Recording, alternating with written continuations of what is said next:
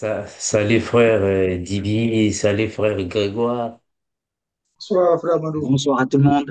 salut Bonsoir à bien-aimé, tout le monde. salut ma sœur Delphine, salutations, merci d'être là. Bonsoir Salut à frère tous. Anissé, salut la sœur Dominique, salut les frères Anissé, gloire à Jésus. Salut sœur Delphine, merci. Bon, mes bien-aimés, nous allons commencer, on va prier. Nous allons prier mes Bonsoir, frères. bonsoir tout le monde. Bonsoir, frère Mado, bonsoir tout le monde. Salut frère Anissé, salut, salutations à tous. Nous allons prier mes bien-aimés. Prions au nom de Jésus, notre Seigneur. Père incomparable, te remercions infiniment, toi qui es Seigneur et Dieu, toi qui es l'unique Maître, l'unique Seigneur, toi qui es le véritable. Merci de ce que tu as encore voulu que nous soyons aussi entre frères et sœurs pour partager le pain. Nous te remercions, Seigneur Jésus, toi qui es Seigneur et Dieu. Garde encore et toujours, car en toi nous avons toute notre foi, parce que tu es l'unique époux qui prend soin de ton troupeau. Que le règne, la puissance, la gloire et toutes les actions de grâce à jamais, nous disons Amen. Merci d'être encore parmi nous afin de partager le pain. Bon, mais bien aimé, comme j'avais informé dans le groupe que aujourd'hui nous allons un peu euh, faire un partage biblique entre nous. Nous n'avons pas aujourd'hui les frères d'Indiana parce que nous aurons la suite de nos enseignements le week-end prochain, Christ voulant. Voilà, donc c'est un peu ça, mes bien-aimés. Nous avons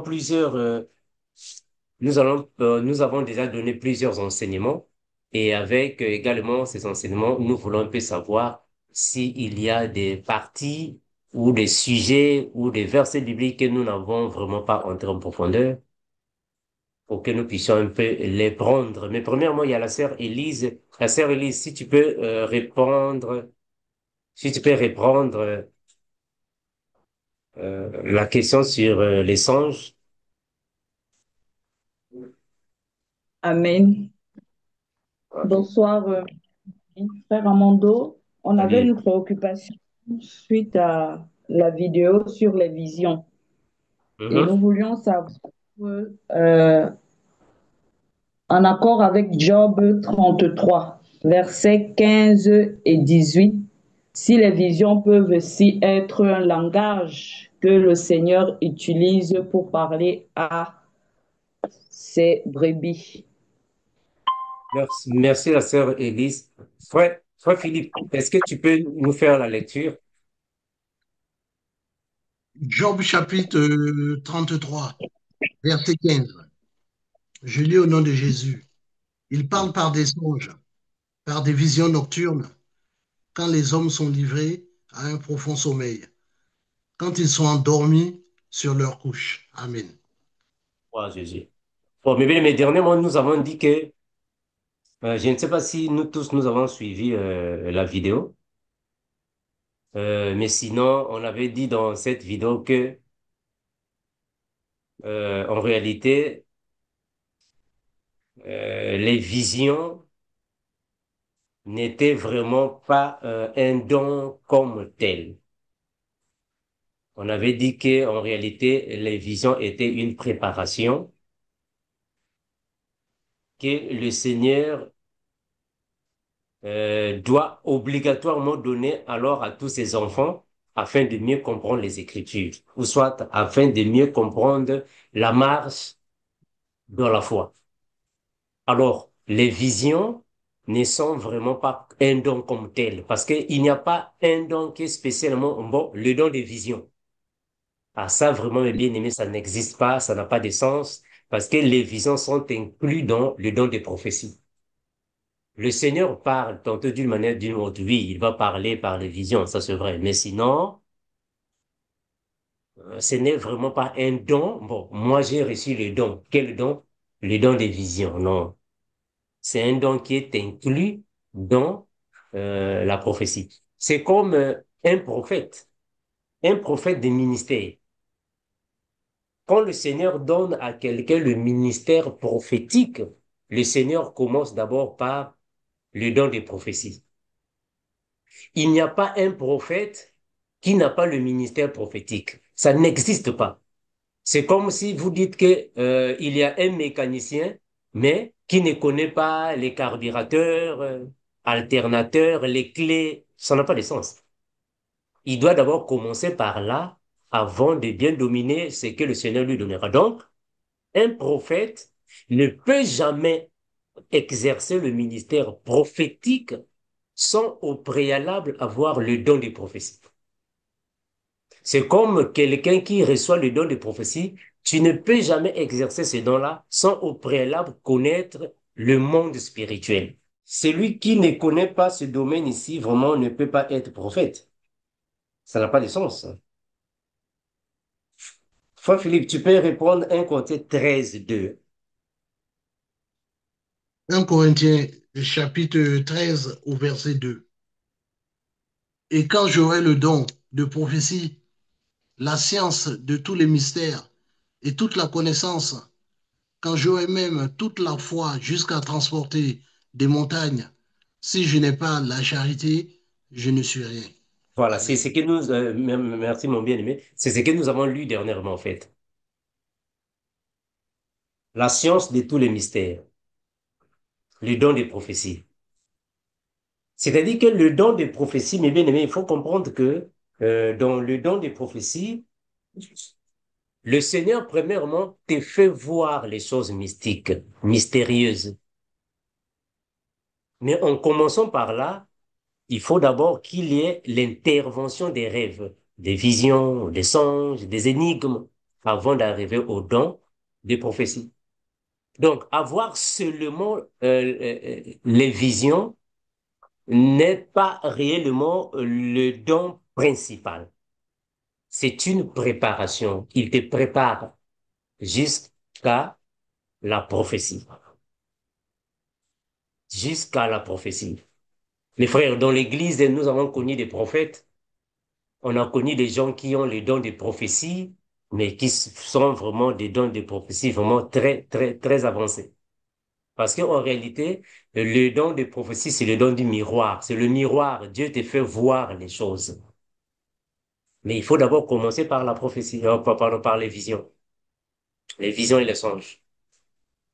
Donc, le Seigneur peut parler par les visions, par les songes. Oui, il parle. Il avertit. Ça, c'est vrai. Ça, c'est vrai. Il avertit. Il y a plusieurs choses que nous avons même reçues dans le GEC. Il y a des sœurs qui reçoivent des avertissements, des messages. Et gloire à Dieu, ce sont des messages qui nous préviennent du mal. Mais cela n'est pas le don principal, c'est n'est que la préparation au don des prophéties. Sœur Elise, merci pour soulever cela. Mais bien aimé, euh, nous sommes en train de faire un partage biblique. Donc, s'il y a des partages, s'il y a des versets bibliques, s'il y a des passages bibliques que peut-être nous avons expliqués dans votre compréhension, n'est vraiment pas faite comme le passage voulait normalement dire. Vraiment, nous sommes ici pour que nous puissions tous en parler concernant les Écritures. Par rapport aux vidéos que nous avons faites, les enseignements que nous avons déjà donnés, quels sont les passages, les versets qui pourraient alors nous créer quelques complications. La sœur Maria. Sœur Maria, tu as des questions dans les commentaires. Bonsoir, mes bien-aimés. Salut, sœur. Il y a la question de la sœur Émilie. Si vous pouvez faire, à partir de quel moment les dons de prophétie peuvent être confirmés? Gloire à Jésus. Le don de prophétie peut-il être confirmé à partir de quel moment? Ça, c'est pour tous les dons. C'est pour tous les dons. Que ce soit les 5 ministères, que ce soit les dons spirituels, pour tous les dons. À quel moment Dieu confirme ça? Jérémie. Ça, c'est la première confirmation du don. Le Seigneur commence, qu'est-ce qu'il dit à Jérémie? Nous sommes dans Jérémie, hein. Ici, c'est la confirmation du don. Le Seigneur a... Voilà pourquoi, mes bien-aimés, aujourd'hui, dans l'Église, il y a plusieurs personnes qui se disent, bon, moi, je suis pasteur. Moi, je suis évangéliste. Moi, je suis docteur. Moi, je suis apôtre. OK, ça va. Mais à quel moment Dieu a confirmé cela? Le frère Jérémie nous a dit ainsi. Jérémie. Dieu va dire à Jérémie ceci. Je crois que nous connaissons tous le passage. Ici, c'est la confirmation du don que Dieu te donne. Jérémie 1 dit quoi? Frère Philippe, nous sommes dans Jérémie 1. Prenons le verset 4 et 5.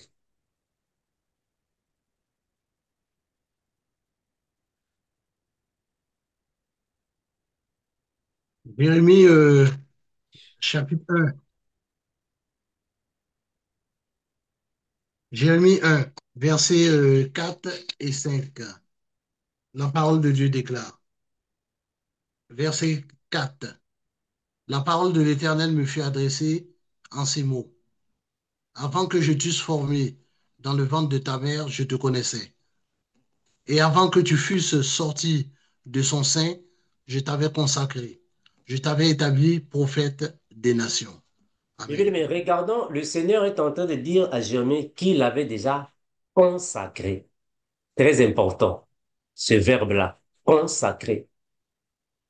Donc, n'importe quel don de l'Église, le Seigneur a déjà consacré celui qui va l'exercer depuis l'éternité. Mais quand on vient alors dans le monde, c'est quand on reçoit le Seigneur Jésus, on va maintenant commencer maintenant à voir l'apparition de ces choses. Alors, quand on vient à Christ, ça c'est vrai. Certaines personnes ne connaissent pas encore leurs dons, bien que certaines personnes connaissent déjà leurs dons. Mais quand on vient normalement à Christ, le Seigneur doit commencer à quelque chose. Mes frères, il faut faire quelques remarques concernant le don. Le Seigneur, premièrement, a consacré ses serviteurs et ses servantes, mais quand vous allez recevoir Christ, pendant vos premiers pas, le Seigneur va commencer de parler premièrement à vous, par plusieurs moyens, plusieurs manières. Quand l'Église maintenant va commencer maintenant à avoir les mêmes messages concernant le ministère que tu feras, Dieu va commencer maintenant à travailler. Donc, on peut confirmer le don de la personne quand, premièrement, le Seigneur parle à la personne. Deuxièmement, le Seigneur parle par l'Église. L'Église, c'est qui? L'Église, ce sont les frères et les sœurs qui sont dans le corps de Christ. Tu peux être en Allemagne, mais le Seigneur va parler à quelqu'un qui est là-bas en Côte d'Ivoire. Le Seigneur va parler à quelqu'un qui est en Chine. Le Seigneur parle à quelqu'un qui est au Vietnam. Le don qui te concerne. Avec le temps, le Seigneur va maintenant commencer à t'inspirer, surtout avec le ministère. Il va commencer à t'inspirer. Il va commencer à te former, te donner le zèle. Voilà pourquoi le Seigneur doit d'abord te former, te donner le zèle, jusqu'à ce que il va te faire rencontrer avec les vrais hommes de Dieu. Ces vrais hommes de Dieu vont alors t'orienter. Parce qu'il n'y a personne dans l'Église qui est né aujourd'hui, il a reçu le don et il a commencé de travailler sans passer par... Non, non, ça n'existe pas. C'est à partir de là que le Seigneur va commencer à utiliser les autres personnes pour te canaliser. Le Seigneur utilise les autres personnes pour te canaliser. Voilà pourquoi nous disons toujours que on ne peut jamais être ministre, mais on n'a pas une église. Ça n'a pas de sens. Tu ne peux jamais être ministre de Dieu, mais tu n'as pas une église. Attention. Une église ne signifie pas dire qu'il faut aller dans un temple. Non. L'église, c'est l'assemblée des personnes réunies pour parler de Jésus. Donc, c'est l'église qui confirme par le Saint-Esprit ce que tu es en réalité. Non le frère Paul. Hein. Regardons le frère Paul. Le Saint-Esprit, c'est-à-dire que c'est le Saint-Esprit, hein, le Saint-Esprit qui confirme à l'Église, le Saint-Esprit. Prenons le frère Paul. Comment est-ce que le frère Paul a commencé? Comment est-ce qu'il est allé? La Bible va dire ainsi.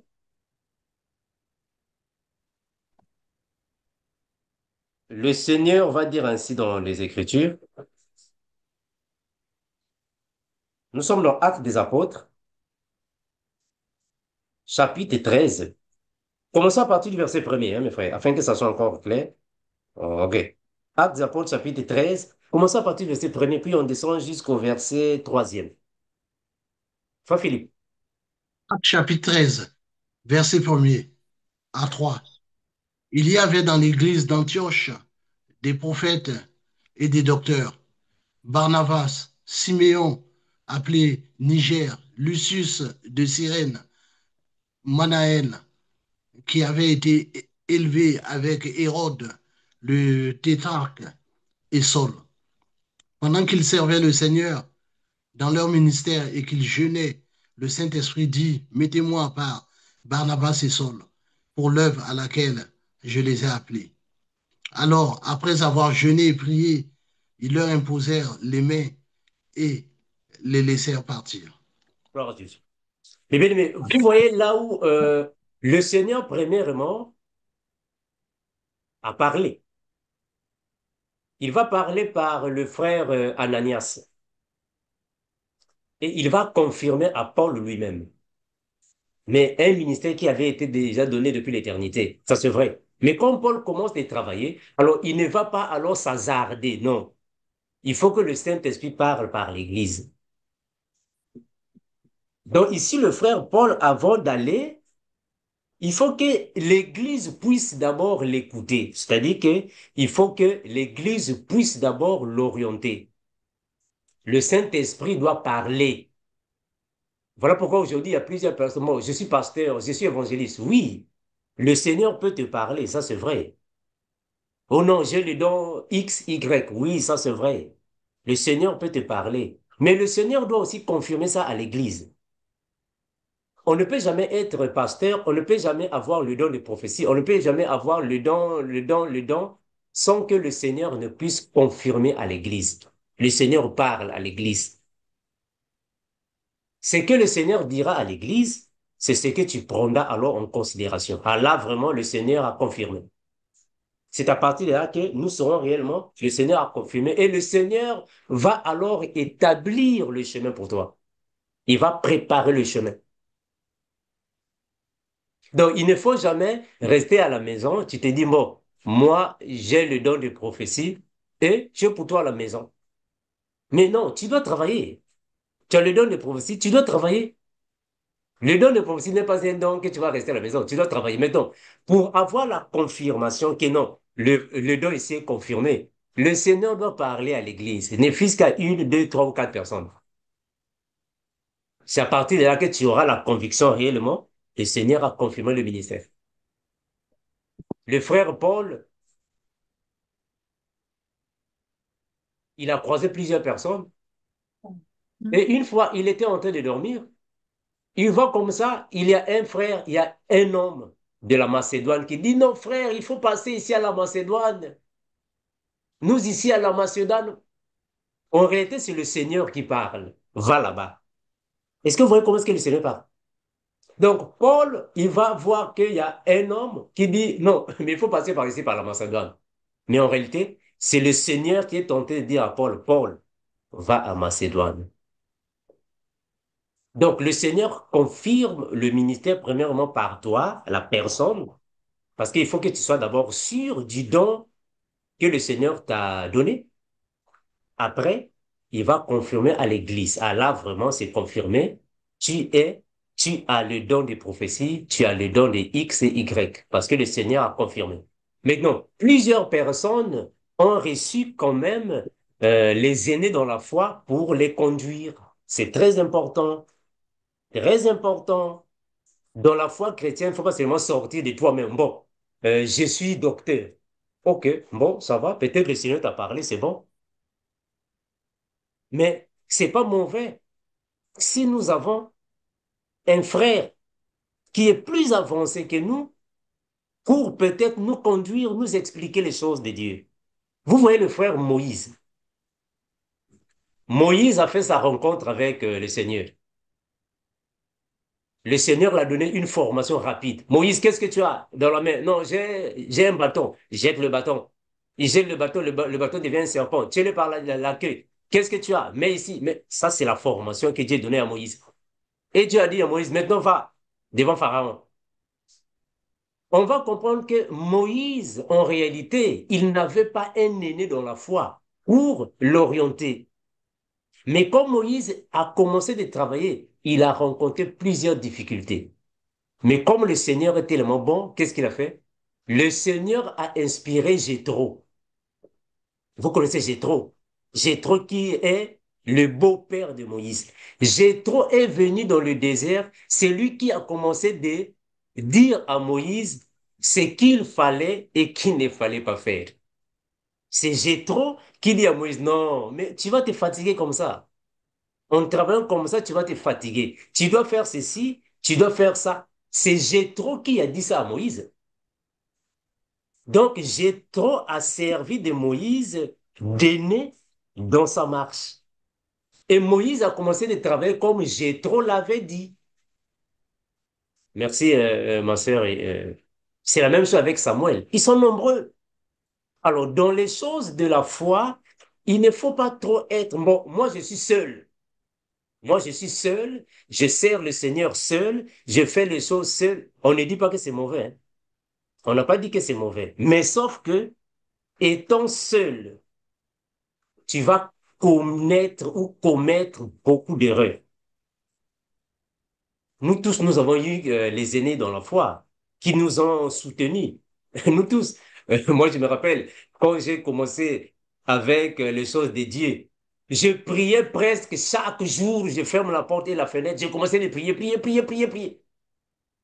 Mais c'est le pasteur Binel qui me dit non, frère, petit frère, c'est pas comme ça.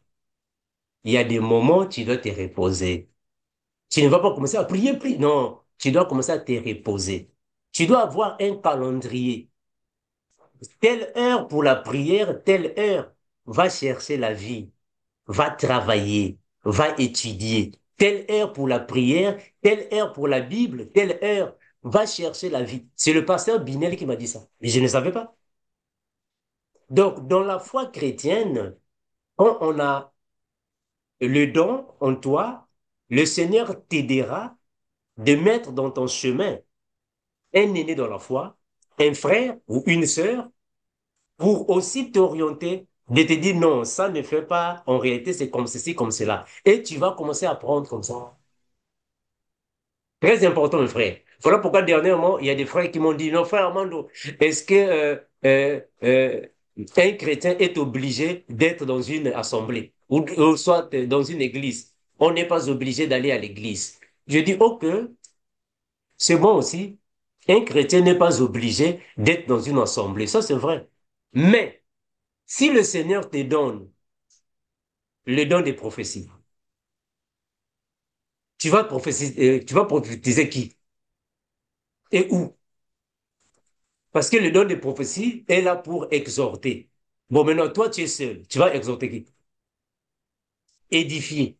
Toi, tu es seul. Tu vas édifier qui? Consoler. Bon, tu vas consoler qui? Si tu n'es pas avec les autres. Bon, maintenant, le Seigneur te donne, supposons, il te donne le don de discernement. Mais toi, tu vas commencer à discerner quoi si toi, tu es seul? Et surtout si le Seigneur te donne un des dons des 5 ministères. Bon, le Seigneur te donne le don pastoral. Mais toi, tu es seul. Comment est-ce que tu vas être pasteur, mais tu es seul? Ça n'a pas de sens. Donc, il est aussi bien d'être avec les frères et les sœurs pour partager, parce que le Seigneur peut te parler par un frère, par une sœur. Mais mes frères, il y a une question euh, qui vient souvent, celle de savoir, est-ce qu'une prophétie de Dieu peut-elle rater? Une prophétie de Dieu, est-ce que peut-elle rater? Bon, mes frères, en réalité, une prophétie qui vient de Dieu ne rate jamais, mais elle peut tarder. Ça, c'est la première des choses. La prophétie peut tarder. La deuxième des choses, la prophétie peut être mal comprise. Je donne un exemple palpable. L'année passée, j'ai souffert du pied droit.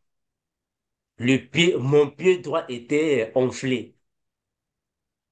Et le Seigneur est parti parler à une sœur. Je ne sais pas si la sœur Didi est ici parmi nous. La sœur Didi n'est pas là.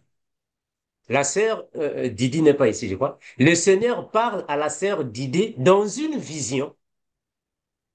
La sœur Didi me voit souffrant, mais avec le pied gauche. Retenez les pieds, c'est important. J'ai souffert du pied droit, mais le Seigneur fait voir la sœur Didi que j'étais souffrant du pied gauche. Et la sœur Didi m'appelait. Me dit, frère Armando, le Seigneur m'a fait voir que tu es souffrant. Tu passes des moments difficiles, mais c'est le pied gauche qui est enflé, mais le Seigneur m'a dit, il va te guérir. C'est la sœur Didi qui me dit. J'ai dit à la sœur Didi, oui, la prophétie est juste, mais sauf que il faut encore demander au Seigneur de t'ouvrir les yeux encore bien. Parce qu'en réalité, ce n'est pas le pied gauche, c'est le pied droit. Donc, la prophétie n'a pas raté, c'est juste, mais elle n'est pas encore bien préparée. Donc, une prophétie peut sortir, mais il faut faire attention avec ça. Si la prophétie avait été dite que, bon, c'est dans une semaine, peut-être là-bas, on a dit c'est dans un mois. Voilà pourquoi il y a l'étape de préparation. Le Seigneur doit d'abord te préparer avant d'y arriver. Donc, nous croyons que plusieurs parmi nous ici ont des dons. Mais un don, mes frères, est une chose qui doit être améliorée, perfectionnée. Il n'y a pas un don qu'on reçoit, le même jour que tu reçois le même don, tu commences à faire les choses. Non. Le don est une chose qui doit être traitée. On traite ça. Et au fur et à mesure, ça va s'améliorer, puis ça va maintenant s'élargir. Et c'est le Saint-Esprit qui confirme par l'Église le don que vous avez. Mais premièrement, vous-même, vous pouvez déjà avoir la confirmation du Seigneur.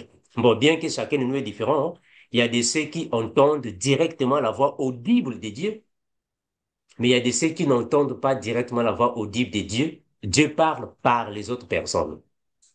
Comme le frère Job a dit, vous avez donné le passage, il parle tantôt d'une manière, tantôt d'une autre. Donc, tu peux écouter la voix de Dieu d'une manière audible, il est en train de parler, vraiment, tu l'écoutes, mais d'autres peuvent écouter la voix de Dieu par une autre personne. Donc, c'est comme ça que le Seigneur parle. D'autres peuvent écouter la voix de Dieu dans une vision. Il écoute la voix de Dieu. Mais d'autres personnes, pendant qu'il est en train de voir la lumière du jour, il entend le Seigneur parler. Donc, c'est le Seigneur qui confirme ça par l'Église. Je donne un autre témoignage. Une fois, le frère Binel était parti se promener. Quand il rentrait à la maison, il a fait rencontre à un serviteur de Dieu. Les deux serviteurs de Dieu se sont croisés. Ils se sont dit bonjour, ils parlaient. Il a entendu la voix audible de Dieu lui dire que celui-ci est mon serviteur. Est-ce que vous voyez comment est-ce que le Seigneur confirme ça? Donc le Seigneur confirme par l'Église ce que tu es en réalité. Il confirme ça. Bon, malheureusement, parmi nous, nous avons des frères et des sœurs qui se sont dit, bon, moi, je suis pasteur, le Seigneur m'a dit que je suis apôtre. Oui, le Seigneur t'a dit que tu es apôtre, on ne refuse pas. Mais le Seigneur doit confirmer ça. Et nous devons sentir les fruits. Parce on n'est pas seulement, bon, moi j'ai le don de prophétie, mais on ne voit pas les fruits là. On doit voir les fruits afin que nous puissions aussi confirmer, non, en réalité, il a le don de prophétie. En réalité, il a le don de la foi, le don des miracles en réalité. Donc, celui qui a le don X, le Seigneur va confirmer ça, vouloir ou pas. Vous voyez les apôtres. le frère Pierre, le frère Paul. Quelque part dans la Bible, on nous a dit que non, ces frères-là, même avec leur silhouette, les malades étaient guéris.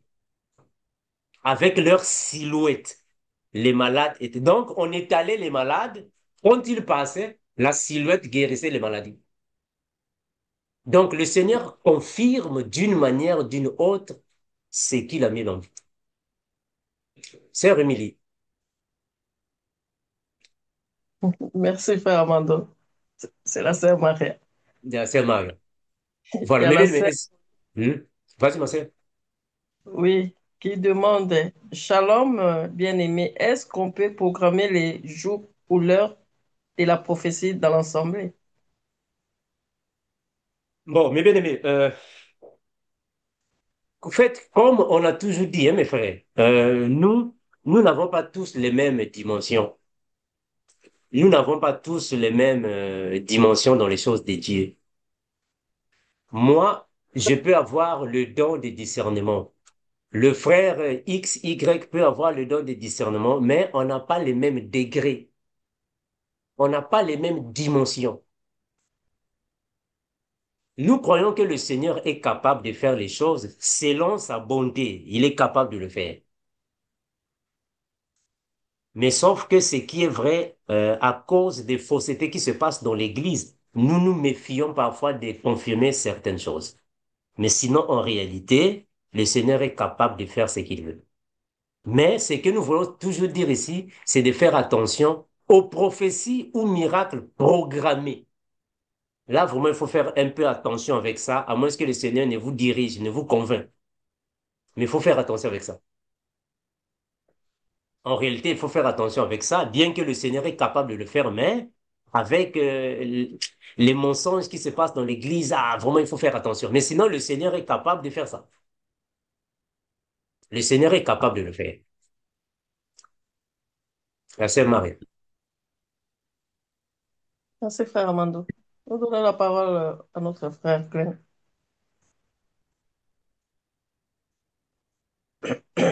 Oui, salut à tous. Salut, Frère Fabien. Amand, oui, ma question est celle-ci. Est-ce que Dieu peut-il donner une prophétie où dans cette prophétie, il y a une partie des choses qui est bonne et une partie des choses qui est mal?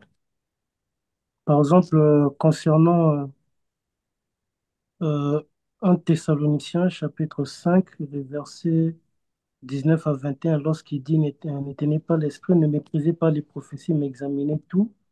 Retenez ce qui est bon et abstenez-vous de toute forme de mal. Est-ce que ça concerne aussi les prophéties venant de Dieu? Merci. Bon, mon bien-aimé Glenn, on doit d'abord comprendre que le frère Paul a parcouru plusieurs églises.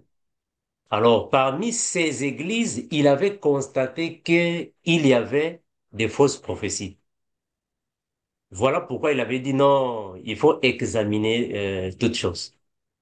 Parce que il avait des prophéties qui ne venaient pas de Dieu. Il fallait examiner ça. Voilà pourquoi il a dit non, il faut examiner ça. Parce qu'en réalité, le frère Paul sait que une prophétie qui vient directement de Dieu par un vrai serviteur du Seigneur, c'est une chose absolue. Examiner ou pas, ça va s'accomplir. Mais quand le frère Paul dit non, il faut examiner, c'est-à-dire que parmi les églises qu'il parcourait, il y avait des prophéties qui n'étaient pas justes. Alors, il fallait maintenant examiner ça. Il fallait examiner. Parce que Paul lui-même, il était victime de certaines soi-disant prophéties. On a même vu que le frère Paul fait face à une servante qui avait l'esprit de Python, qui confirmait des choses vraies. Ce qu'elle disait était vrai. Mais Paul dit non, non, non, non. Ça, ce n'est pas l'esprit de Dieu. Ça, c'est le discernement des esprits. Comme Paul avait le discernement des esprits, il avait discerné. Il a dit non, ça, ce qu'elle dit là, c'est vrai, mais cet esprit qui parle en elle ne vient pas de Dieu.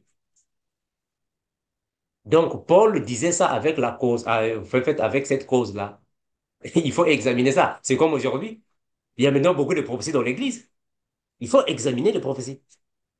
Parce que certaines prophéties ne viennent pas de Dieu. Donc, nous croyons que Dieu peut donner une prophétie de malheur. Frère Glenn, ça va, non?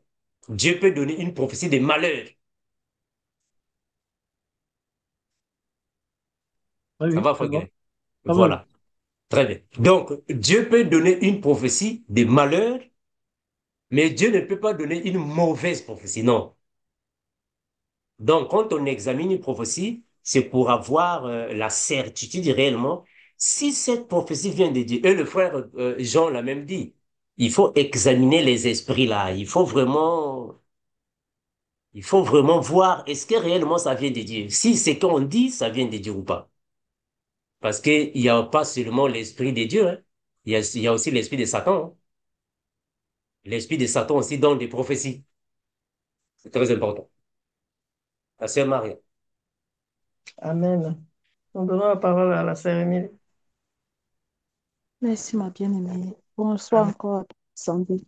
Oui, frère Mando, c'est toujours par rapport aux visions et aux prophéties, parce que tu as dit, euh, les visions et les songes, c'est comme une préparation pour le don de prophétie. Mhm, Oui, et tu as dit, toutes les prophéties se réalisent. Mais dans le cas des visions, en accord avec Job chapitre 33 que nous avons lu, quand on mhm, lit juste la suite, on voit que le Seigneur avertit aussi. Et quand c'est un avertissement, parce que je vais prendre l'exemple sur quand quelqu'un a reçu la grâce parfois dans l'intercession, pour mieux mhm, intercéder, le Seigneur montre la chose parfois pour que la personne puisse pouvoir mieux intercéder. La question est celle de savoir, toutes les prophéties s'accomplissent ou bien euh, à quoi sert donc la prophétie? Puisqu'on a dit que c'est pour exhorter, pour avertir, pour corriger, pour fortifier. Ça veut dire qu'il y a d'autres prophéties qui ne vont pas s'accomplir, mais qui sont là pour avertir ou bien. mhm, Je dis que dans le cas de Joseph, on voit que ça arrivait, mais le Seigneur avait prédit pour pouvoir mhm, euh, le Seigneur a permis, il y a eu la sécheresse, mais le peuple était préparé. Dans le cas de mhm, Ninive, ça ne s'est pas accompli parce que le peuple a été averti. Et mhm, c'est à ce niveau-là que je voulais poser la question, parce que tu as dit, tout se réalise. Mais si, quand nous voyons le cas des visions, nous voyons que le Seigneur avertit aussi, s'il y a un ange intercesseur qui fait ceci, le Seigneur va préserver celui pour qui cette prophétie a été donnée ou bien cette vision a été donnée. Ça, c'était la question que je voulais poser, parce que est-ce que toutes les prophéties se réalisent? Sinon, quelle est donc la différence quelle est la limite entre la division, les visions, les songes et la prophétie même? Merci. mhm. Bon, mais, en fait, comprenons d'abord que les prophéties, ce sont les prédictions du Seigneur. Alors, dans une prophétie, comme j'étais en train de dire, comme avec le frère Job, ça peut être un avertissement. Bon, on va comprendre que un avertissement, c'est-à-dire que c'est une prophétie que Dieu a donnée pour alerter un danger, un mal, pour alerter. Bon, on ne va pas dire que l'avertissement s'est accompli à moins que la personne n'a pas prêté l'oreille. Mais les prophéties qui s'accomplissent, c'est dans le sens que Dieu a dit, il va faire ceci et cela. Il va faire ceci et cela. S'il n'y a pas quelqu'un pour venir alors intercéder, implorer le pardon, cela va s'accomplir. Donc, quand je dis que les prophéties s'accomplissent, bon, ne voyez pas les prophéties d'une manière globale, parce que, il y a aussi des avertissements, comme vous avez dit. Il y a aussi des avertissements, il y a aussi des prophéties juste pour alerter quelque chose. Mais sinon, quand Dieu donne une prophétie, dans le sens d'arriver à terme, ça va s'accomplir. Mais ça, c'est vrai, il y a aussi des avertissements. C'est comme vous avez pris le cas de Ninive. Dieu a prédit que Ninive est en train de faire ceci, cela, va là-bas et fait cela. Ça, c'est un avertissement. Il va dire pour aller, mais après, Dieu n'a pas frappé comme il avait dit. Alors, quand nous disons que les prophéties s'accomplissent, les prophéties de Dieu, mais on ne voit pas dans tous les contextes parce qu'il y a aussi les avertissements qui sont là. Il y a aussi des avertissements qui sont là. Et Quand la prophétie est donnée, c'est pour édifier. Bon, on déjà, Dieu dit quelque chose et on vient t'édifier et tu te réponds. À partir de là, on comprend que Dieu ne va plus faire ce qu'il a voulu faire. C'est la même chose qui s'est passé avec le roi, non? Dieu a dit à son prophète, va dire au roi qu'il se prépare, il va mourir. Va dire au roi qu'il se prépare, il va mourir. Mais quand le prophète va là-bas, il informe au roi. À son retour, le roi va implorer le pardon du Seigneur. Est-ce que ça s'est accompli comme le Seigneur l'a dit? Non, parce que ça, c'est un avertissement. Il avertit. Il a averti, le Seigneur va changer. Non, là, je t'ajoute encore 15 ans. Il a changé ça. Parce que c'est un avertissement. Mais sinon, les prophéties de Dieu, d'une manière globale, s'accomplissent. Mais les avertissements, le Seigneur peut aussi les freiner ou les effacer quand un enfant de Dieu vient alors demander le pardon. Dieu peut dire aujourd'hui une chose, mais si réellement il écoute la voix de son fils, de sa fille, il peut changer ça. Il peut changer ça parce que la Bible dit que lui, il peut changer la malédiction en bénédiction, le mal en bien. Donc, il peut changer ça. Mais sinon, les prophéties de Dieu qui sont données pour l'accomplissement d'un événement, une situation, dans la suite des temps, ça peut s'accomplir. Sans compter des avertissements que vous avez dit, les avertissements, il met le sceau à sa parole. Ça, vraiment, on comprend que, bon, quand on demande pardon, il peut changer alors sa façon de voir les choses. La sœur Émilie, je ne sais pas si j'ai été direct à la question. Merci, frère. C'est bon, mon frère. Sois béni. Celui qui parle aux hommes. La sœur Marie, je vois les questions dans les commentaires. Gloire à Dieu. Et il y a la sœur la sœur Orokia. La question, c'était pas une question, frère Amando, Mhm. c'est un verset. Mhm. 1 Merci, Corinthiens sœur. 14. Merci, ma sœur. Bonsoir, frère et sœur. Bonsoir à tous. Bonsoir, frère Amando. Oui, sœur. Euh, oui, je retourne sur la question de sœur Émilie. Euh, on voit souvent, frère Amando, que la vision, ou la vision, je ne sais pas les différents noms, la vision ou bon, je l'appelle vision, ok. On voit souvent s'adresser à une personne. Dieu l'envoie directement à toi, par exemple, et tu vois ces visions pour pouvoir, a- a- a- avec, qui t'avertit à toi le problème de quelqu'un d'autre. Par exemple, pour prier pour la personne. Et comme ça, la personne, il va être épargnée de ce Mhm. qu'il t'a fait voir à toi. Et je voulais savoir pourquoi ils viennent à donner directement à toi, ce n'est pas quelqu'un d'autre. Est-ce que ça veut dire, c'est toi, ton prière, si tu le feras, Dieu l'écoutera et il épargnera la personne, c'est pourquoi il est venu à toi. Si je comprends bien, souvent, aussi à ceux qui ont recevoir les visions comme ça, et on sait, on doit prier pour à ces visions-là qu'on a vues pour la personne, même si on ne connaît même pas souvent la personne, mais Mhm. le moment qu'il t'intervient à toi et que tu dois te mettre au travail pour prier pour la personne et la personne soit épargnée d'Adieu. Comme ça, ce qu'il t'a fait voir, ça ne va pas se compliquer. Dieu va épargner la personne, toi tu vas prier. Et je Ok. me dis, Mhm. pourquoi souvent ils viennent à chaque personne, et bon, ils viennent à toi directement. Ça veut dire que si toi tu le fais avec ton prière sincèrement, la personne sera sauvée, épargnée d'Adieu. Je voulais Mhm. savoir. Ok, je vois ça. Merci, ma sœur Orokia. J'espère que cela arrive aussi à plusieurs personnes. C'est le Seigneur qui choisit à qui il peut confier la mission. C'est le Seigneur qui sait à qui il peut donner la tâche. Cela va dépendre de la personne dont le Seigneur voudra. Voilà pourquoi quand vous avez une vision et que dans la vision, vous voyez la personne Même si vous connaissez la personne ou pas, est dans le danger, dans telle ou X situation, premièrement, la priorité, c'est la prière. La priorité, c'est la prière en faveur de cette personne. Même si la personne est dans le monde, le Seigneur peut aujourd'hui vous montrer quelqu'un qui est dans le monde. Mais pas pour rien que le Seigneur vous montre la personne. Il faut prier pour la personne. Même si vous n'avez pas moyen de joindre la personne au téléphone, mais il faut prier pour la personne parce que le Seigneur ne fait rien au hasard. Il n'y a rien que le Seigneur peut faire seulement pour le plaisir de faire. Il y a quelque chose qui est à l'intérieur. Il y a quelque chose qui est à l'intérieur. Donc là, il faut prier pour la personne. S'il y a moyen, faire parvenir le message à la personne. Je vous ai donné ici, au fait, un petit témoignage que j'étais souffrant. J'étais souffrant du pied droit.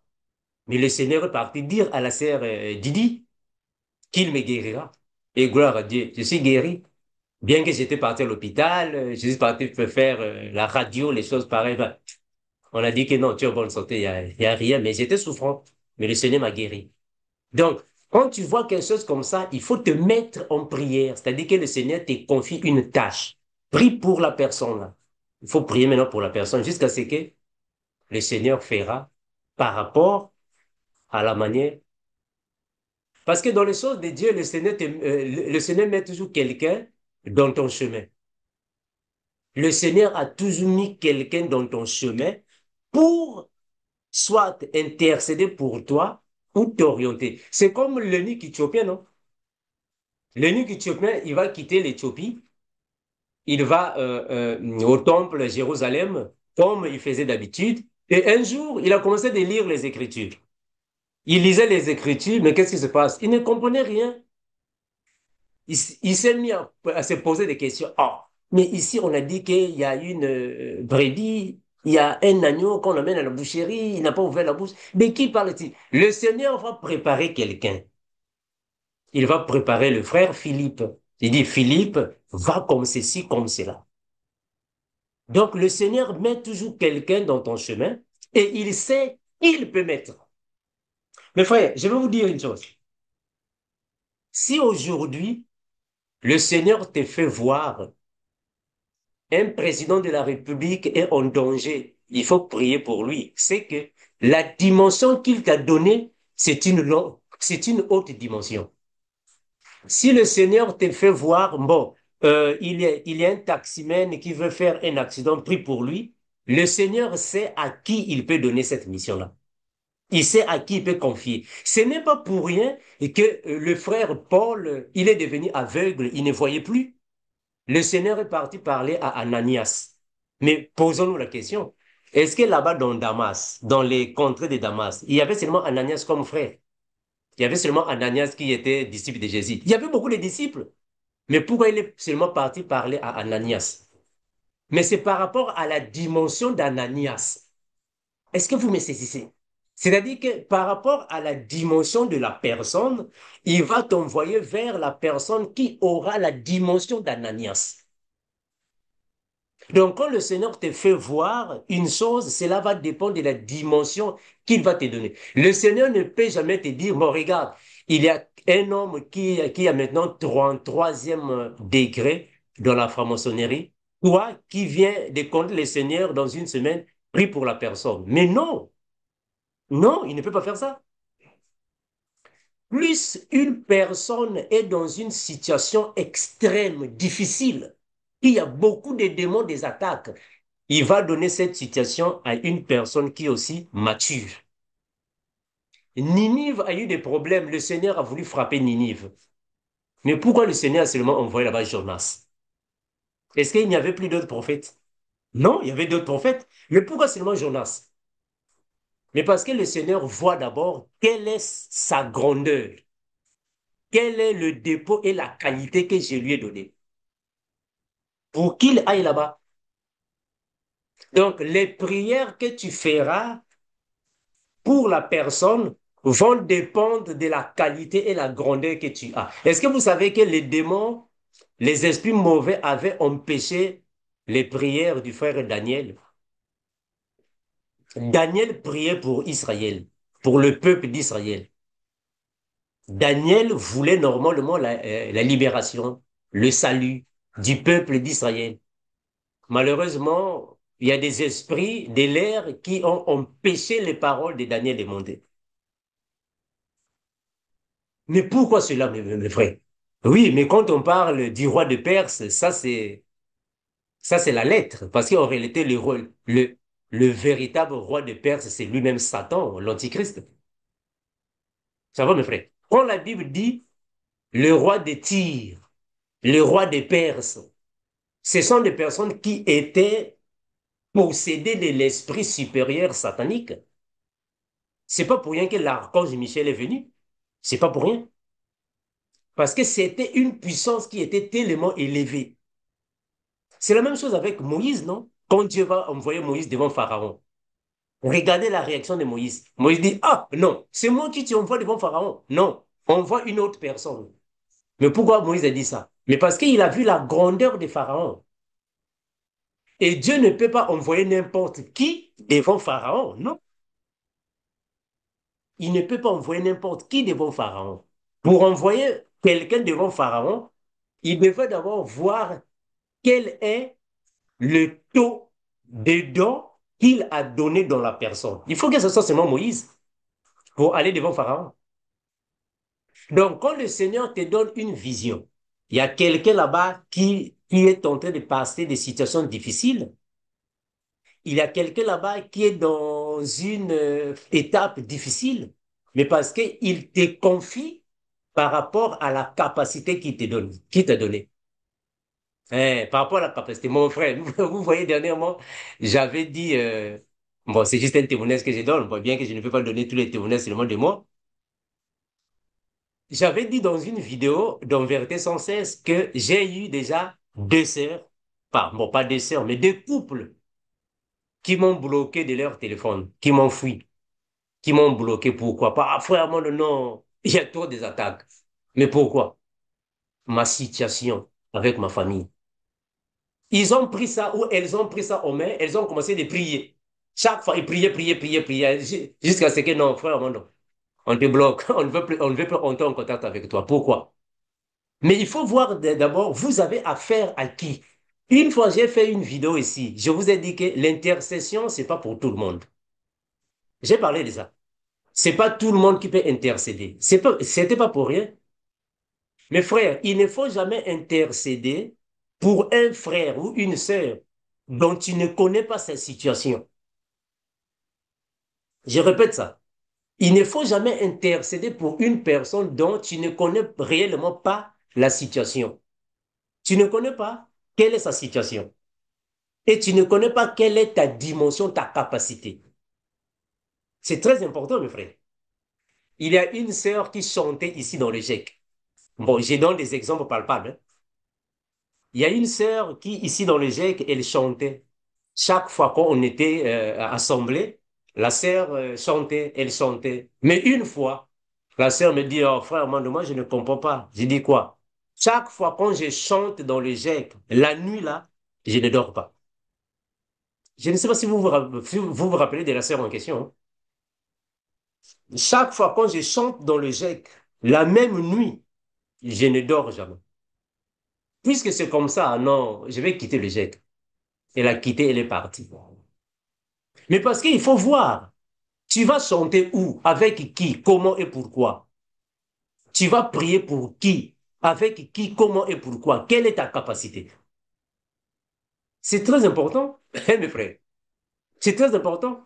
Si aujourd'hui, par exemple, tu es à la maison, le Seigneur te fait voir un président de la République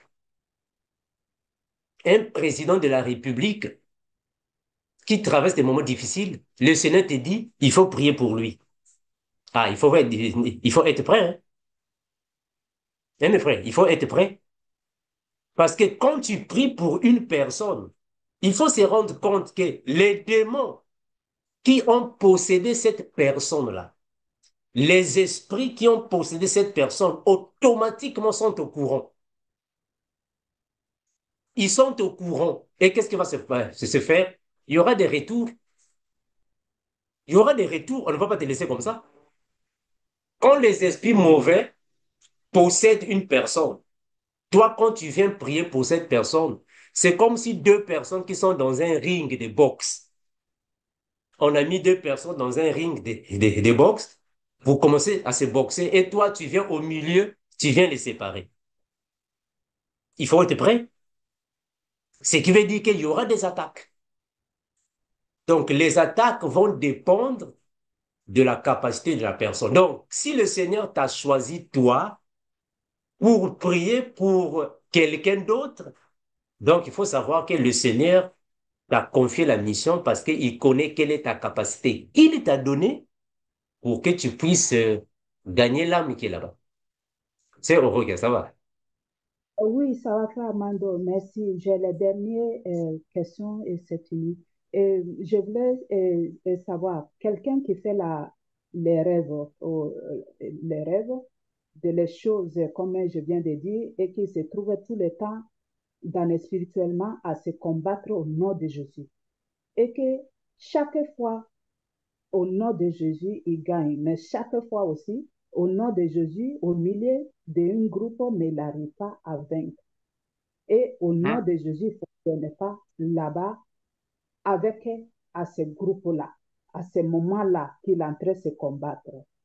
Et que la même personne, et que il fait le rêve, mais et que la même personne souvent aussi a priant et qui ne dort pas, il est en train de prier le soir ou dans le matin. Et que une photo, il vient dans le visage, physique, vision d'une une coin qui ne dort pas. La personne, il fait les rêves beaucoup de temps, comme ce que j'ai dit avant. Mais maintenant, la même personne, et que il peut aussi, à priant, il voit une coin comme une photo fixe, classique d'une photo comme ça, une coin physiquement deux, trois fois. Est-ce que c'est normal, là, une telle seule personne, il peut avoir tout ceci? Bon, C'est mon bon, dernier question. bon, mais bien aimé, vous savez, le domaine des rêves, des visions, c'est un domaine qui est vraiment très, très, très compliqué. Personne ne peut avoir les explications exactes pour le domaine des songes, des visions. Moi, j'ai toujours dit à mes frères et mes sœurs, chaque fois quand vous dormez et que vous avez une vision, un rêve qui vous complique, il est mieux de demander au Seigneur de vous donner la même ou le même avec une facilité pour que vous puissiez comprendre. Parce que c'est un domaine qui est très difficile à expliquer. Donc, il faut toujours demander au Seigneur parce que ce qui se passe là-bas, parfois, ce n'est pas le Seigneur a voulu normalement montrer. Mais ce qui est vrai, quand tu te vois dans une vision en train d'être attaqué et que tu n'arrives pas de t'en sortir, cela ne signifie pas dire que le Seigneur n'est pas en toi. Non, c'est pas ça. Le Seigneur est en toi, mais il est en train toujours de te préparer. Comme on a toujours dit, le monde des visions, c'est une préparation. Et dans une vision, quand tu es en train de proclamer le nom du Seigneur Jésus, ce qui est une bonne chose, parce que c'est le Seigneur qui parle en toi, ça c'est vrai. Mais c'est une préparation. Et cette préparation est prolongée. Le Seigneur continuera de te préparer. Mais ce qui est vrai, personne ne peut exactement expliquer ce qui se passe là-bas si ce n'est pas le Seigneur lui-même qui donne la vraie explication simple. Bon, bien qu'on a vu dans la Bible, il y a des frères qui ont expliqué par rapport à l'inspiration, comme le frère Jacob, qui a expliqué les visions, le frère Joseph, mais c'est avec l'inspiration du Seigneur. Ça va bien aimé. Bon, bien que c'est pas facile dans ces domaines-là. La sœur Maria. Amen, frère Amando. Donnons la parole au frère Glenn.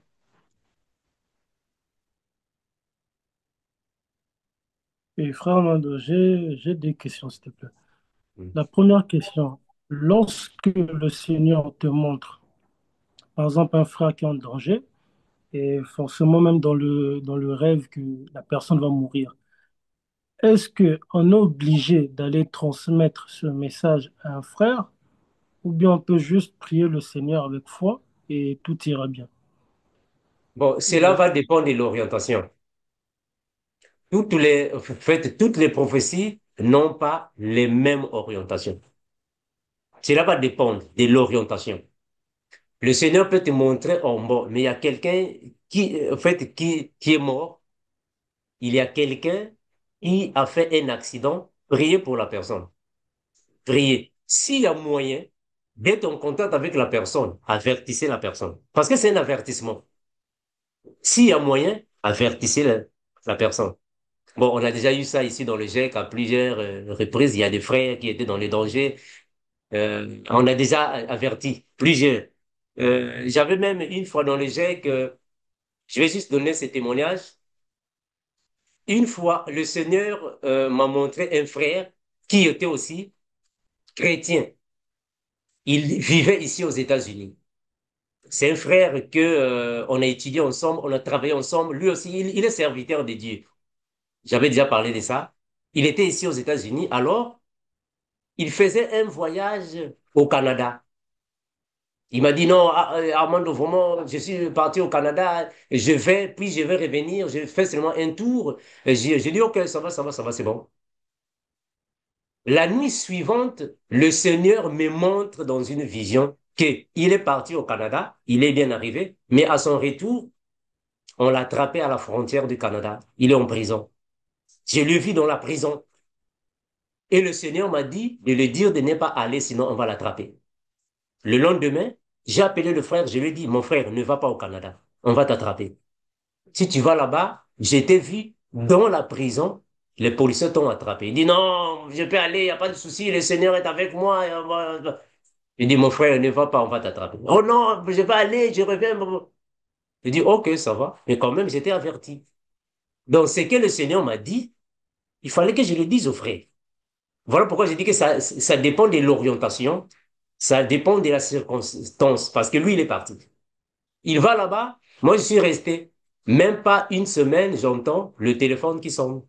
Il dit, oh, Armando, en fait, je suis ici à la frontière du Canada, je suis en prison. Je dis, mon frère, mais le Seigneur t'avait dit de ne pas aller. Donc, il y a certaines visions, certaines prophéties que nous pouvons recevoir. On peut prier pour la personne, oui. Mais certaines prophéties ou visions, on peut avertir la personne de ne pas faire parce qu'il y a un danger qui est devant. C'est un peu ça, le frère Glenn. Donc, s'il y a moyen d'avertir la personne oralement, on peut le faire, c'est pas mauvais. La sœur Marc. J'avais une deuxième question. La deuxième question, c'était quelle est la différence entre une vision et un songe, un rêve? Oh, mon frère Glenn, j'espère que en fait, j'avais déjà fait une vidéo là-dessus, vision et songe. C'est-à-dire, la vision, c'est le fait de voir.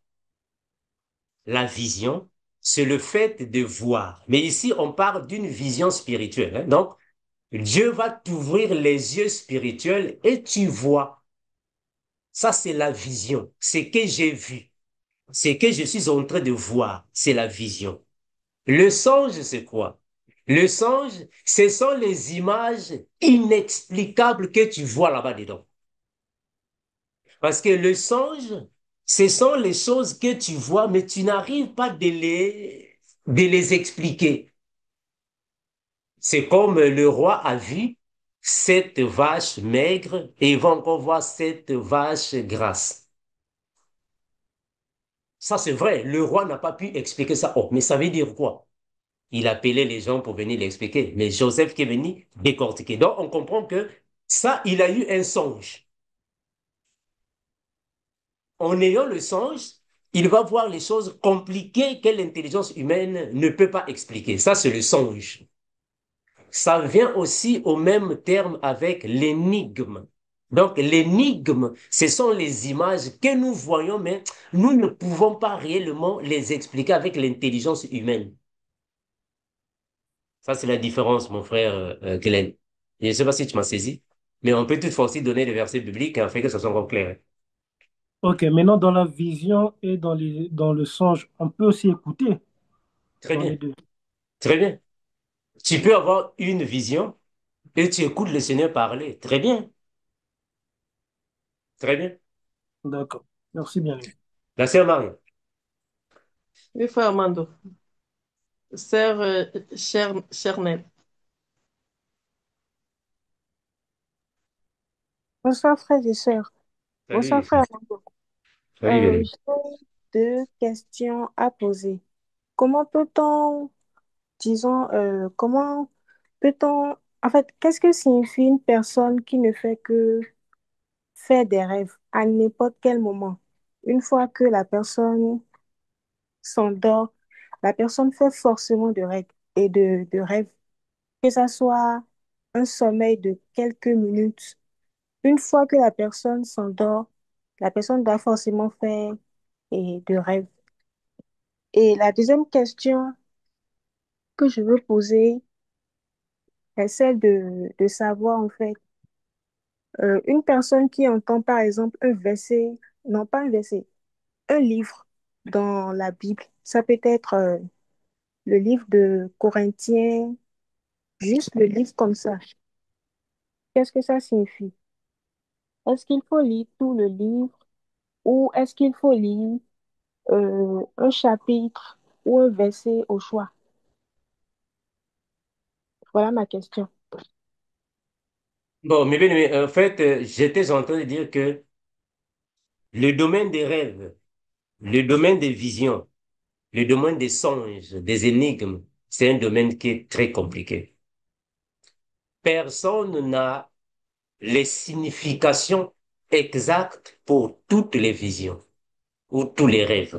Voilà pourquoi j'ai toujours eu l'habitude de dire à mes frères et mes sœurs, quand vous voyez les rêves, les visions, les songes, les énigmes, il est toujours mieux demander au Seigneur, Seigneur, est-ce que vous pouvez encore donner cela d'une autre manière pour que je puisse mieux comprendre? Parce que c'est difficile. Alors, on ne sait pas pourquoi tu vois les versets, sûrement tu peux les lire, mais quel est le message qui est là-bas dedans? Qu'est-ce que le Seigneur veut en fait, te dire, te transmettre? À l'avenir, c'est difficile que nous puissions savoir, à moins que le Seigneur lui-même ne le dise. Mais ce qui est vrai, tu vois un verset, tu lis le verset, tu demandes au Seigneur, quelle est la signification? Ça veut dire quoi? Qu'est-ce que je dois faire? Parce que tu es en train de passer une formation. Dans une formation, il y a multiples choses qui viendront. Il faut tout demander au Seigneur. Qu'est-ce qu'il veut que je fasse? Qu'est-ce qu'il veut que tu fasses et comment est-ce que tu peux procéder? C'est le Seigneur. C'est une formation. Les visions, les rêves, c'est une formation. Il faut tout demander au Seigneur parce que elle sera la formation, elle sera continuelle, prolongée. Alors, les rêves multiples, comme j'étais en train de dire, nous avons deux côtés au fait. Il y a le côté de Satan et le côté de Dieu. Si réellement c'est le côté de Dieu, il est en train de te former. Comme on a toujours dit que c'est une formation et cette formation va être dépendamment du Seigneur Jésus. Mais sinon, c'est difficile que nous puissions donner les explications exactes à tous les rêves et toutes les visions. Vraiment, on n'a vraiment pas ce monopole. Mais le Seigneur est capable de t'expliquer. Chaque fois la nuit, quand tu dors, tu as un rêve, une vision, tu te réveilles. Demande au Seigneur. Agenouille-toi, prie au Seigneur. Demande, Seigneur, ce que j'ai vu signifie quoi? Donne-moi la signification. Qu'est-ce que je dois faire? Demande au Seigneur. C'est comme le jeune Samuel, non? Le jeune Samuel était dans le temple et il écoutait toute la voix de Dieu l'appeler. Qu'est-ce que Samuel faisait? Il devait aller vers Élie. Il devait aller vers Élie. C'est Élie qui lui a dit, non, écoute, quand tu vas écouter la voix, tu réponds ceci, tu fais ceci. C'est comme ça. Donc, il faut demander au Seigneur. Lui, il dira, Seigneur, que veux-tu que je fasse? Comment veux-tu que je procède? Qu'est-ce que je peux faire? Il va parler. D'une manière, d'une autre, il te parlera. Sœur, charnel, ça va? D'une manière, d'une autre, il faut le demander, il te parlera. Il ne faut jamais, tu dors, tu as une vision, un rêve, tu te réveilles et tu dors. Non, il faut prier. Il y a un message qui est là. C'est un message, non? Un rêve, une vision, ce sont des messages. Alors, il faut demander au Seigneur, Seigneur, que veux-tu que je fasse? Comment est-ce que je peux faire? Le Seigneur va toujours t'orienter. Il te dira, fais ceci, fais cela. Si réellement, il te donne un passage biblique, le Seigneur te dira, va à telle personne, il va t'expliquer ça. J'espère que beaucoup parmi vous nous ont déjà contactés. Frère Armand, le Seigneur m'a dit que tu peux m'expliquer ce passage. Alléluia. Beaucoup parmi vous que nous avons déjà reçu. Frère Armand, le Seigneur m'a dit le passage ici. On explique ça. Donc, il ne faut jamais négliger les rêves et les visions. Il ne faut pas négliger ça. Un rêve, c'est que vous allez voir dans le rêve, vous avez une vision. C'est que vous allez voir là-bas, il faut toujours prier pour ça. Moi, j'ai toujours opté, en fait, de me lever du lit et m'agenouiller. C'est-à-dire que chaque fois quand je suis en train de dormir, je me réveille, je m'agenouille, je commence à prier afin que le Seigneur me montre dans la vision là, qu'est-ce qu'il était en train de dire. Cela signifie quoi? Tu demandes au Seigneur, Seigneur, dis-moi, cela signifie quoi? Qu'est-ce que je dois faire? Vers qui je dois aller? Comment est-ce que je peux procéder? Il va t'expliquer. Ça va, ma sœur Chanel? Oui, frère Amando, merci beaucoup. Excusez-moi, j'ai encore une autre question pour finir. Souvent, les gens disent que lorsqu'on prie, qu'il n'est pas recommandé de croiser les doigts ou soit croiser les pieds. Et tout juste parce que ça bloque la prière. Je ne sais pas si c'est une... Quand une personne est en train de prier, il n'y a pas un geste qui peut bloquer la prière, à moins que vous soyez initié dans le monde de l'autre côté. Non. Quand on prie au Seigneur, ce n'est pas la position que le Seigneur veut, mais il veut la sincérité de ton cœur. Quand une personne prie à genoux, debout, assis, au lit, cela va dépendre de la personne. Ce que le Seigneur veut, c'est la sincérité de la prière. Que la prière vienne droit de ton cœur.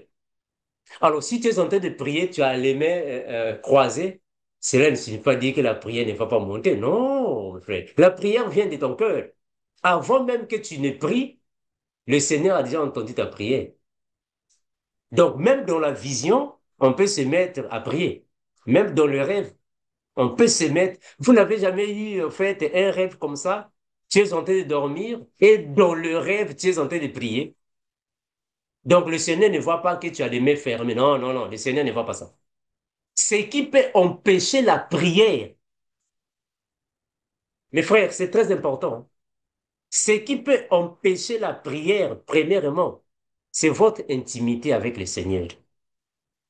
Est-ce que dans cette prière que vous êtes en train de faire, vous-même, votre vie, vous avez de bons fruits? Bon, tu es dans l'impudicité, tu pries au Seigneur. Tu es dans le mal, tu pries au Seigneur. Ça peut freiner la prière. Et aussi, ce qui peut freiner la prière, c'est le degré des attaques que toi tu as. C'est la personne dont tu veux intercéder. C'est la personne que tu veux intercéder. C'est le type de combat que tu es en train de mener. Tu mènes quel combat? C'est ça aussi qui peut faire quelques résistances à ta prière. Bon, mes frères, bon, vous savez, moi, parfois, j'aime vous donner quelques témoignages juste pour vous fortifier, hein, mes frères. Ce n'est pas une façon de parler de moi, mais c'est une façon de vous fortifier. Voilà pourquoi je parle. Je donne souvent des témoignages parce que c'est mon vécu. Cela peut aussi vous aider. Mes frères, moi, je me rappelle l'année passée, comme d'habitude, je remercie à tous vous qui priez pour les autres, vous qui priez pour l'Église. Moi, je me rappelle l'année passée, le Seigneur m'a dit de faire fuir mes enfants. Regardez d'abord le degré, la dimension. Mes enfants étaient chez ma belle-mère. On a commencé de prier, prier pour les enfants. Le Seigneur m'a dit, fais fuir tes enfants. Il fallait les faire sortir d'une ville à une autre ville et les faire fuir. Bon, maintenant, vous allez vous poser la question, oh, comment est-ce que le Seigneur peut faire fuir les gens? Est-ce que le Seigneur n'est pas capable de les protéger? Non, cela dépend du combat que tu es en train de mener. Cela dépend du terrain, là où tu te trouves. Tu peux prier pour une personne, tu pries, tu pries, tu pries, et le Seigneur te dit, ne prie plus pour lui. Je ne sais pas si c'est là vous est déjà arrivé, hein. Tu pries pour une personne, tu pries, tu pries, tu pries, et le Seigneur te dit, non, arrête, faut plus prier pour cette personne. Mais pourtant, le Seigneur, elle est tout-puissant. Est-ce que le Seigneur est incapable? Il y a une sœur qui est en France qui nous avait contactés dans le groupe de prière, les intercesseurs. J'avais déjà parlé de ça dans une vidéo. On priait pour la sœur. Mes frères, les démons sortaient du mur. Les démons sortaient du mur. Le Seigneur nous a interdit de prier pour cette sœur-là. Et on a laissé. Donc, cela va dépendre du combat que tu mènes. Cela va dépendre de l'adversaire que tu as à faire. Et cela va dépendre alors de la manière que le Seigneur veut que cette prière soit. C'est un peu ça, mes bien-aimés. Donc, il faut faire très attention avec les rêves et les songes et les visions.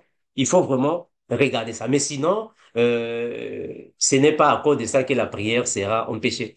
Le Seigneur a toujours un moyen pour vous en faire sortir de là. La sœur Marie. Amen. Sœur Élise, vous avez la parole. Gloire à Jésus. Frère Amando, est-ce que toutes les visions conduisent forcément à une intercession? Je me souviens, mon bien-aimé, tu avais fait un témoignage lorsque le Seigneur, par exemple, ravit votre esprit, Hum, va vous montrer, vous révèle les choses cachées. Je hum. pense qu'il y avait un témoignage sur le pandémonium, et etc. Est-ce que lorsque vous revenez, quand le Seigneur vous montre ces choses-là, vous revenez, est-ce que forcément vous deviez vous mettre à intercéder? Ou il faudrait que le Seigneur te donne, comme tu as dit, une conduite après avoir eu ce type de vision? Parce qu'on a vu, par exemple, avec le frère Joseph, avec le frère Jean, le Seigneur a fait voir des choses extraordinaires, mais après, on ne les a pas vus intercéder pour ces choses-là. Donc, c'est pour ça que je pose la question, si toutes les visions que le Seigneur nous montre conduisent forcément à une intercession. Soyez bénis, mes bien-aimés. Bon, la sœur Élise, non, la question est non. On n'est pas obligé d'intercéder à toutes les visions. Comme on a toujours dit que les visions, c'est une formation. Le Seigneur peut augmenter les connaissances. Le Seigneur peut augmenter ce que tu ne connais pas en toi, mais on n'est pas obligé d'intercéder. Bon, étant donné que nous, enfants de Dieu, nous pouvons croiser des situations, alors cela aussi peut nous aider de prier. Mais on n'est pas obligé d'intercéder à toutes les visions, non. On n'est pas obligé. Mais on peut toutefois prier parce que une ou deux personnes peuvent se trouver dans les mêmes conditions. Bon, mes frères, moi je sais que parfois c'est un souci de dire des choses pareilles, mais sinon ce qui est vrai, il y a certaines personnes de leur vivant n'a pas d'enfants, mais dans le monde spirituel a des enfants. Alors parfois on intercède pour les personnes pareilles. Mais sinon, le Seigneur ne m'a pas dit d'intercéder. Mais en connaissance des causes, nous intercédons pour certaines personnes qui se trouvent dans de telles situations. C'est un peu ça, mes frères. Parce qu'il y a beaucoup de gens qui ne croient pas que les maris de nuit et les femmes de nuit existent. Il y a des gens qui ne croient pas ça. Mais nous croyons ça parce que ce sont des choses que spirituellement parlant, le Seigneur nous a fait connaître. La sœur Elise. C'est bon, mon bien-aimé. Soyez bénis. La sœur Marie, nous avons seulement bon, pardon, on a seulement 6 minutes restées pour que nous puissions nous arrêter. La sœur Marie.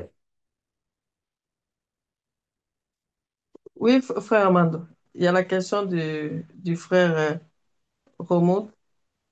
S'il vous plaît, frère Amando, si une personne te demande de prier pour lui, faut-il demander l'avis de Dieu avant de le faire ou non? Bon, pas dans tous les contextes. Pas dans tous les contextes. Cela dépend. Mais généralement, non. Une personne qui te demande de prier pour lui, il faut d'abord chercher de savoir, on va prier pour toi, pourquoi? Qu'est-ce que tu as fait? Qu'est-ce qui se passe? Ça, c'est vrai. Il y a certaines personnes, le Seigneur peut t'interdire de ne pas prier pour lui. Ah, mes frères, vraiment, ça, vraiment, c'est vrai, bien que ça peut sembler un peu étrange, mais ça, c'est vrai. Il y a des personnes, le Seigneur ne te permettra pas de prier pour lui. Bon, on reconnaît que parfois, c'est un peu difficile à croire, mais il y a des personnes comme ça, sans pourtant toucher la Bible, parce que dans la Bible, déjà, cela a déjà eu lieu. Vous connaissez l'histoire du frère Samuel et Saoul, mais pas seulement Samuel et Saoul, mais ce sont des situations que nous traversons. Il y a des personnes, non, le Seigneur te dit non, ne prie pas pour lui. Mais sinon, quand une personne demande la prière, on doit chercher de savoir pourquoi et on peut prier pour la personne. Tout va dépendre du Seigneur. Vraiment, tout va dépendre du Seigneur. Tout va dépendre du Seigneur. On peut ou n'est pas, le Seigneur peut ou n'est pas accepter. Mais nous, toutefois, puisque nous sommes là, vraiment, quand il y a une personne qui veut des prières, vraiment, c'est avec tous les plaisirs du monde, nous prions pour la personne. Parce que si nous disons que, bon, la personne a quel genre de démons, la personne mène quel genre de combat, là, vraiment, on ne va pas prier pour les personnes. C'est comme dans ces églises-là qui disent qu'avant de prier pour une personne, il faut d'abord connaître son état d'âme. Ah, vraiment, si c'est comme ça, vraiment, ça ne va pas marcher parce que on va chercher à connaître les états d'âme de tout le monde. Ça ne marche pas. Ça ne marche pas. Donc, nous prions quand quelqu'un vient pour nous demander une assistance dans les prières. Ah, vraiment, même si, même si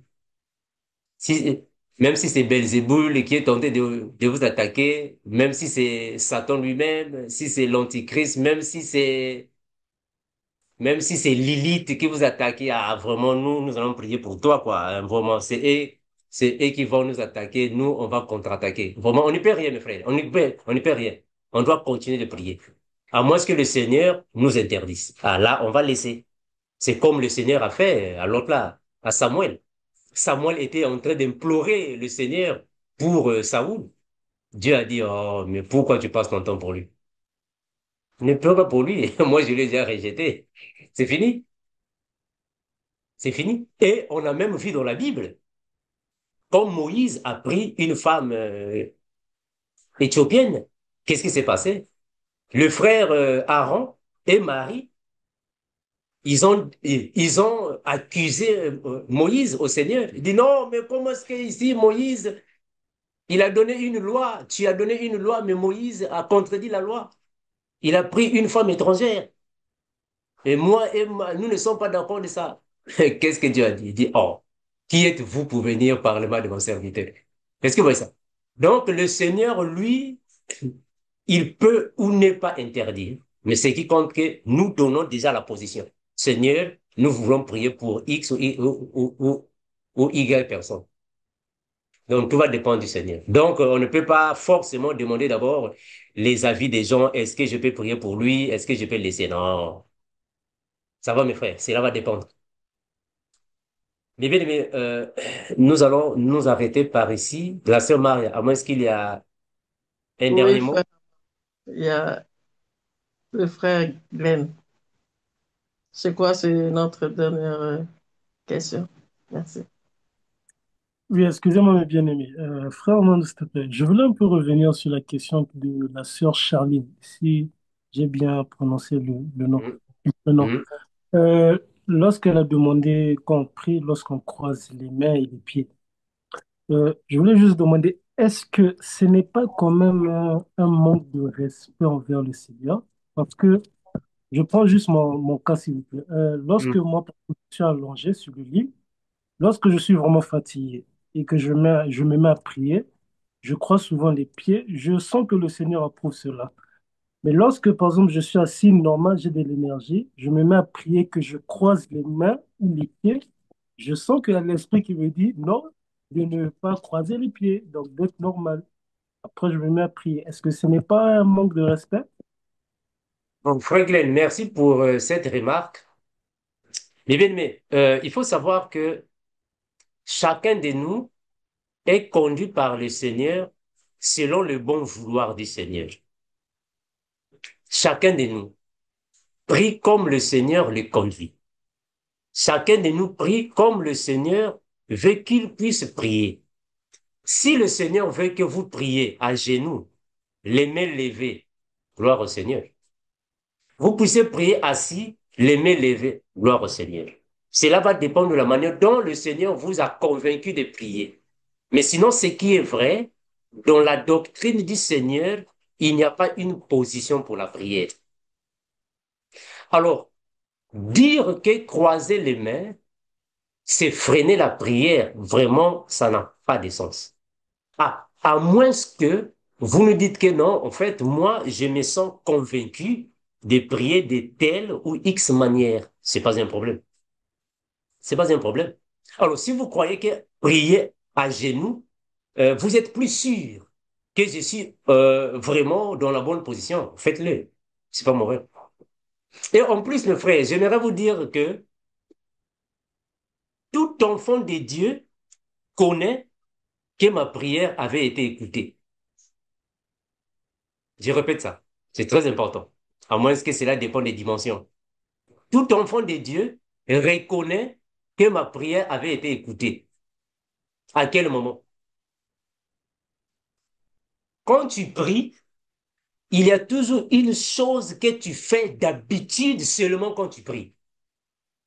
Je ne sais pas si vous me saisissez. Je donne un exemple.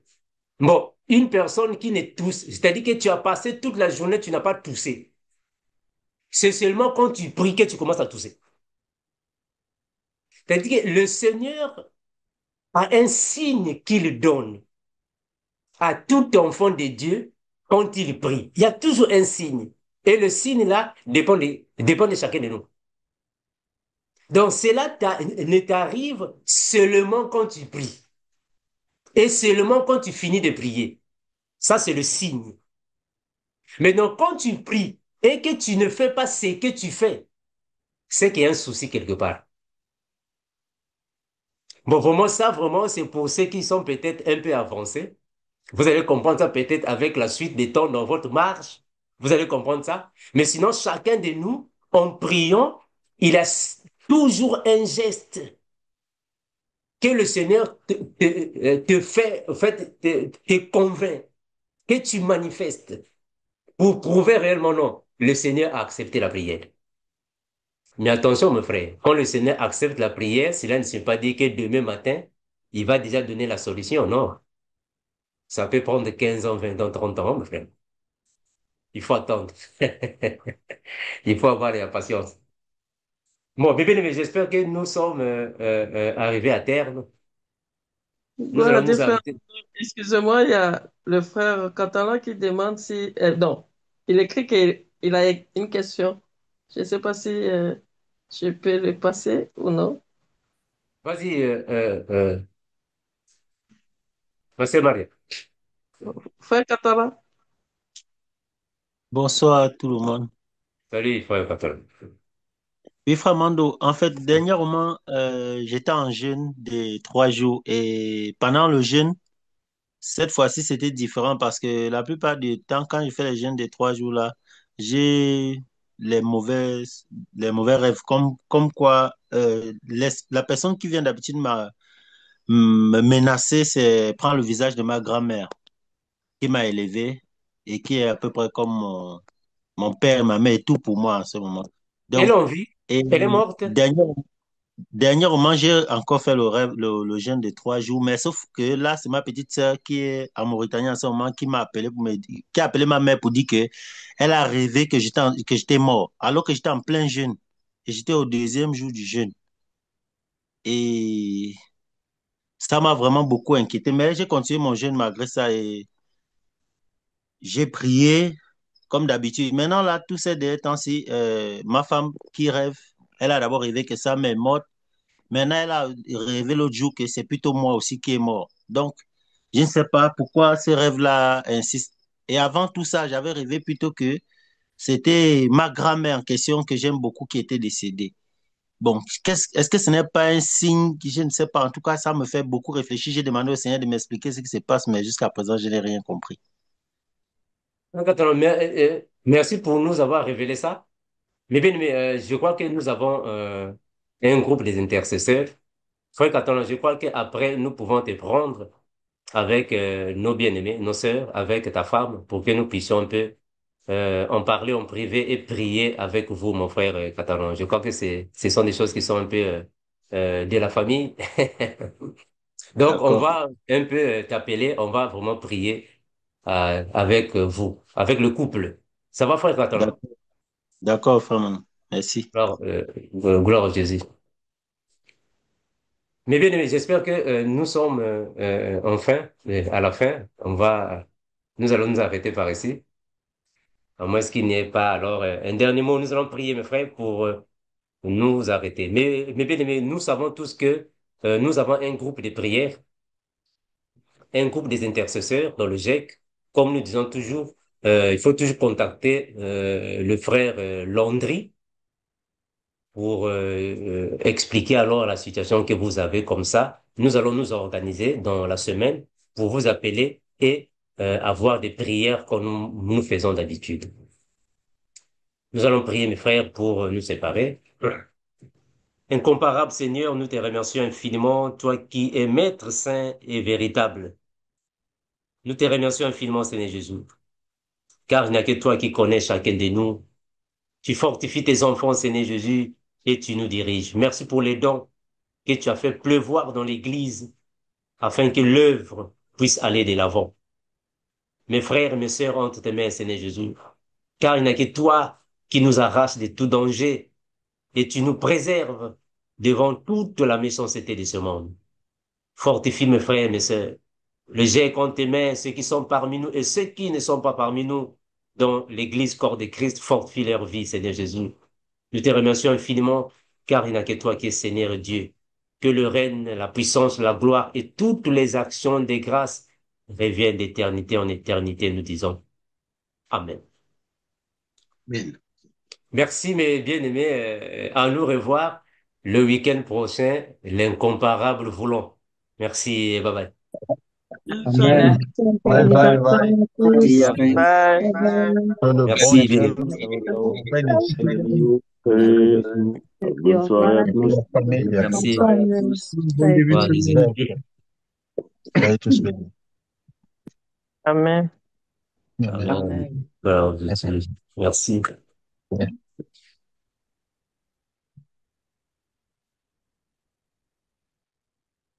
Une bonne semaine à tous.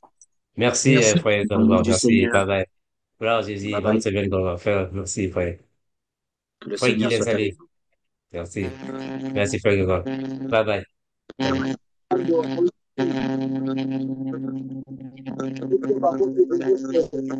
Oh, frère Guilhem, salut. Gloire à Jésus. Merci, mon béni. Sois béni.